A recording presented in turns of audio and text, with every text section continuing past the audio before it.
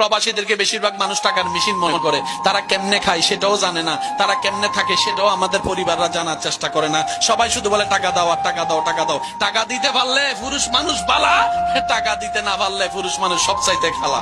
কথা বলেন ঠিক কিনা? এই দুনিয়ার থেকে আর কি আশা করব? তাই তো বলি, প্রেম যদি করতে মন চায়, দিল যদি লাগাতে মন চায়, ও আমার ইমানদার ভাইয়েরা, যা হওয়ার হয়েছে সব বাদ দেন। এই দিলটাকে বান্দা হিসেবে রবের দিকে লাগাই দেন, উম্মত হিসেবে নবীর দিকে লাগাই দেন। কবরে গেলেও শান্তি অনুভব করতে পারবেন। সুবহানাল্লাহ। এ দুনিয়া কিচ্ছু দেয় নাই, দিবেও না। সবারই এক নিয়ম, খাওয়াইতে পারলে আপনার চাইতে ভালো আর কেউ নাই, দিতে পারলে আপনার চাইতে ভালো কেউ নাই। দেওয়া বন্ধ করেন, নিজের আপন রক্তরাই আপনার দিকে চকুলটাই ফেলবে। সেজন্য এটারে ওদিকে রাখেন, তাহলে আর সেকা খাইতেন না।